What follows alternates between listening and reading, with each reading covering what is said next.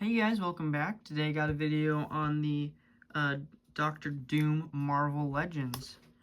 Pretty cool figure, so we'll get right into it. Here is the card back. Really neat, retro style.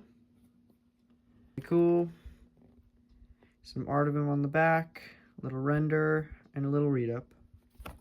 So yeah, nothing too crazy there. But does look really cool. Love the colors. And then here he is himself, Victor Von Doom. I'll be honest, I don't really know much about him. I just saw the figure at the store and I was like, wow, that looks so cool.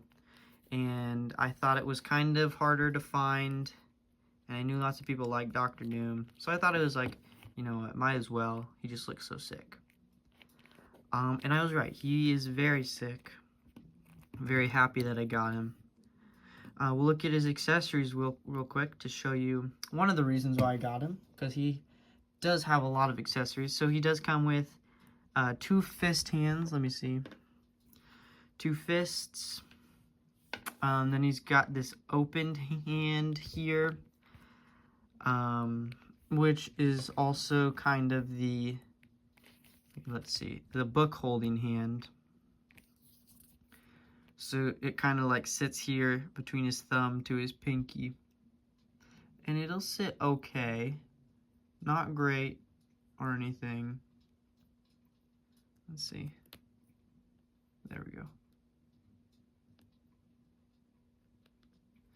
Gosh, I can't get it. Okay, there. Kind of like that. Sorry, that was like out of focus. It doesn't stay in there very well, but it does go in. And speaking of the books, he does come with 2 of them, which are unfortunately the exact same. I think that's kind of boring, kind of cheap. But they do look really good, so I'll give them that. The pages are nice and old looking. However, the backs aren't. But they do have each of the insignias on them, different. I couldn't tell you what each of them are. I know he has to have like both of them to do his evil, I don't know, opening portals or whatever it is. But they both look really cool, and you can hold them, so I won't complain. And then his other hand, though, is a trigger hand for his pistol, which actually isn't displayed in the box when he comes with them. It is already in his holster, which is very cool. It is a functional holster, so you just pop that tab off, and the gun will slide right in there. Unfortunately, no paint on the gun, so that's a little boring, but it's not too big of a deal because you can just dry brush it yourself. Let's see. I haven't actually put it in this hand yet, so let's see how well it stays. Yeah, he holds it great. The finger actually goes right in the trigger.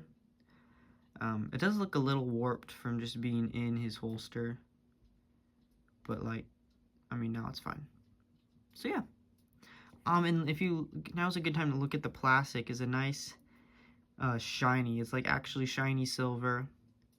Not the craziest, sparkliest silver, but like a good armor silver. I think it's similar to the ROM figure that was really nice and shiny, I think. Maybe a little bit duller. Oops. His next accessory is this thing. Sorry guys, I have no clue what it is. My guess is it's like a little communicator. Have no clue. But it does have some good detail on it. No paint though again. And let's see. Does he hold it in this hand maybe? You could wedge it in this one. His trigger finger hand. Yeah. Then he also comes with these propulsion effects. Again, I really showing you guys how much I don't know about this guy, even though he's like the main Fantastic Four villain. But I don't know if they go in his feet. Like, they do fit. They do go in there for his rocket feet. And I think maybe they do, because maybe that's another repulsor. But I also just found out when I was trying to fix his cape, he does have like jetpacks back here. And they do go in there. They do fit really well. But the sad thing is you like can't see. Also, this cape kind of sucks, but we'll get to that. But like, I mean, it's in there, but I don't know. That's a little boring. I'm very glad they added them. I'm not gonna complain about getting extra accessories, but I am just pointing out that they do look a little weird. I guess now is actually a good time to talk about this cape before we get to his final accessories, because it's just annoying me. So it has this big, gigantic peg here that pegs into right there.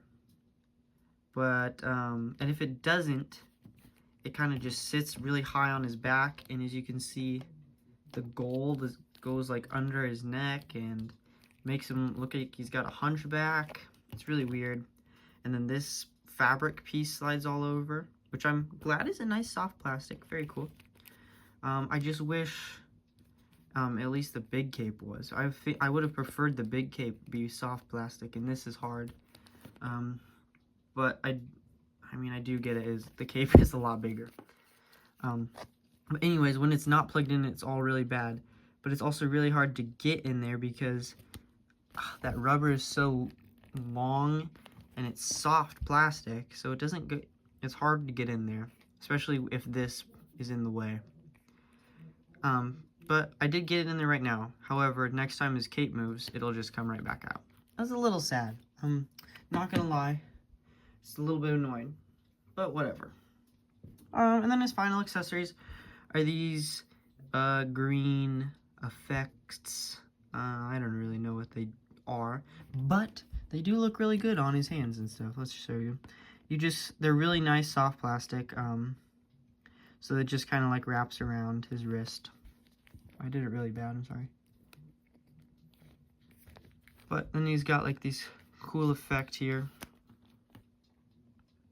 Like, that looks sick. And they're nice, they're kind of like translucent. I don't know if they're glow in the dark. I wouldn't be surprised if they are, but yeah. Really cool. So that's all of his accessories. Really neat. I like how many there are. I love lots of accessories. It's very cool. So now on to the actual figure. Here he is. Like I said, that gray silver paint looking really good. His eyes look pretty good. That's pretty much the only paint on this figure, I think. Aside from like this gold here, maybe some of this gold. Everything else is just sculpted plastic, so that's cool. Hood looks good. It doesn't limit his articulation too much. Like he has all the articulation, but his soft plastics do get in the way a bit. But he can still look up a good amount, and down is plenty. Swivels all the way around, you know the biz, you know the drill. And then here, the articulation's pretty good. Here's just a arm bend here. About a little bit more than 90, I would say. And then really good articulation on like the wrists and stuff. And shoulders are a normal Marvel Legends. Oh, I guess he can about T-pose. And he's got a bicep cut and all. But I really like the sculpt. The armor looks really, really cool. Really good. I have no issues with that, really. Looks sick. Ab crunch is meh. A little bit back. Bit side to side, whatever. This here is cut nice and well, so it does still look like a skirt because it overlaps. But it can move out of the way a bit if you like. Look at that, that's really good. Yeah, the leg articulation is pretty good. He can, let's see, can he kick his butt? That's really good too. His ankles are not my favorite. I can't really get mine to move very much. Like, I'm scared to break it. So that is really sad. But the rockers are really good.